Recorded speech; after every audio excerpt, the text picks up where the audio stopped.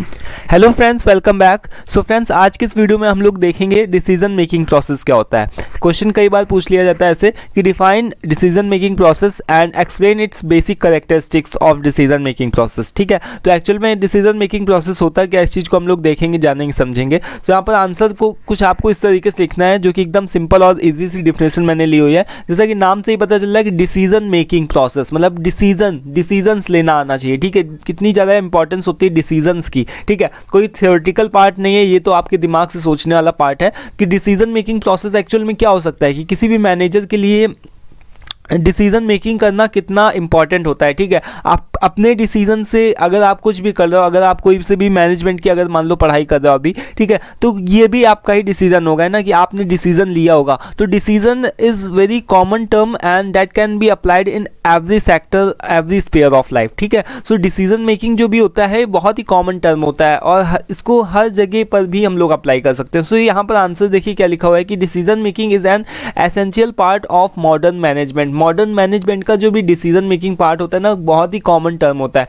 आपको decision making process आना ही चाहिए। ठीक है, आपको अच्छा और करेक्ट डिसीजन लेना आना चाहिए। ठीक है, तो यहाँ पर हम लोग ये सीखेंगे डिसीजन मेकिंग होता क्या है, उसके बाद में अच्छे से डिसीजन किस तरीके से जो मैनेजर्स होते हैं वो किस तरीके से डिसीजंस ले सकते हैं। ठीक है, इसको भी हम लोग देखेंगे। सो यहाँ पर decision making is also a part of our daily life, ये हमारे डेली लाइफ का भी पार्ट है। देखो यहाँ पर लिखा भी हुआ है। ठीक है, a manager's life is filled with a constant series of decisions. जो एक मैनेजर की लाइफ होती है उसको कोई आसान नहीं होता, उसको बहुत सारे डिसीजन लेने होते हैं। कई बार हमको भी बहुत सारे अपने लाइफ से रिलेटेड डिसीजंस लेने होते हैं जिसमें से हमको कंफ्यूजन की सिचुएशंस को सामना करना पड़ता है। ठीक है, तो उसी तरीके से जो भी एक मैनेजर होता है उसको भी बहुत सारे डिसीजंस लेने होते हैं और उसके दिमाग में भी बहुत सारे कंफ्यूजन बहुत चला करता है। ठीक है, तो यहाँ पर देखो जैसे कि उसके पास में यहाँ पर कुछ एक लिखा हुआ है कि जो भी प्रॉफिट आया, वेयर टू इन्वेस्ट प्रॉफिट। अब मान लो कि कंपनी को किसी चीज़ से प्रॉफिट हुआ, चलो अच्छी बात है, कंपनी के लिए तो अच्छी बात है ना कि प्रॉफिट हुआ, बट अब इस प्रॉफिट को कहां पर इन्वेस्ट किया जाए, ये कौन डिसीजन लेगा? ये लेगा मैनेजर। ठीक है, ये कौन डिसीजन लेगा? ये मैनेजर डिसीजन लेगा। ठीक है, तो इस चीज़ के लिए कितना कठिन उसको काम करना पड़ेगा कि इसको सोचना पड़ेगा कि कहाँ पर हमारा पैसा खतरा नहीं है जाने का। ठीक है, तो कहाँ पर इन्वेस्टमेंट किया जाए, ये भी कौन डिसीजन लेगा? मैनेजर ही लेगा। What to do an employee who is always late, इस एम्प्लॉय के साथ में क्या किया जाए जो कि हमेशा लेट ही आता है। ठीक है, ये भी एक डिसीजन का ही पार्ट है। अब उससे लड़ाई झगड़ा किया जाए क्या, उसको कंपनी से बाहर निकाल दिया जाए? ठीक है, तो जो भी डिसीजन होगा वो मैनेजर ही लेगा और उसको लेना पड़ेगा। सही, तो यहाँ पर जो हमारा थर्ड देखो यहाँ पर क्या है कि what the steps to be taken if the production is decreasing. अगर जो भी हमारा प्रोडक्शन है वो लो हो रहा है, वो कम होता है, ठीक है, तो वो उसके पीछे का कारण क्या है और उसके लिए हम कौन सा एक्शन प्लान बना सकते हैं, हम कौन सी चीज़ों को, उसके लिए हम कौन से डिसीजंस को ले सकते हैं। ठीक है, तो इसका भी डिसीजन कौन लेगा? एक मैनेजर ही लेगा।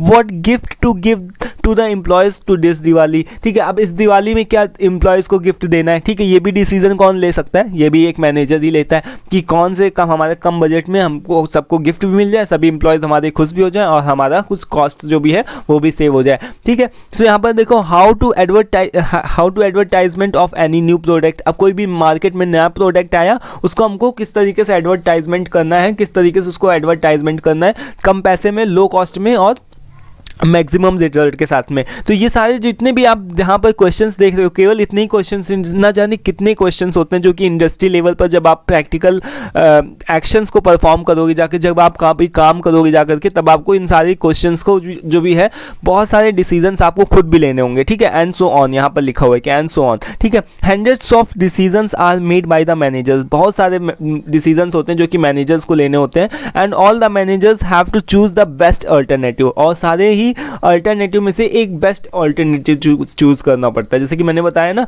कि किसी भी आपका गोल यहाँ पर है। ठीक है, अब इस गोल को प्राप्त करने के आपको कई एक रास्ते मिलेंगे। ठीक है, एक ये भी रास्ता होकर के आ रहा है, कि ये भी रास्ता आ रहा है, कि ये भी रास्ता आ रहा है। ठीक है, तो उस गोल को अचीव करने के डिफरेंट वेज मिलेंगे। अब आपको उन सभी में से चूज़ करना है बेस्ट पाथ कौन सा है। लेट सपोज कि ये सभी पाथ में से हमने इन सभी को छोड़ दिया और हमने किसको चूज़ किया, हमने इस वाले पाथ को चूज़ कर लिया। ठीक है, हमने इस वाले पाथ को क्या किया, चूज़ कर लिया। ठीक है, अब हमको इसी पाथ पे चलना है, इसी वे पे चलना है। ठीक है, और अपने गोल को अचीव करना है। ठीक है, तो हमें सभी अल्टरनेटिव जितने भी हमारे पास में ऑप्शंस अवेलेबल हैं उन सभी सभी में से सभी को छोड़ करके हमको बेस्ट अल्टरनेटिव को चूज करना होता है, ठीक है। तो ये काम कौन करता है, ये मैनेजर ही करता है, और डिसीजन मेकिंग प्रोसेस को सक्सेसफुल वो इसी तरीके से बना सकता है, ठीक है।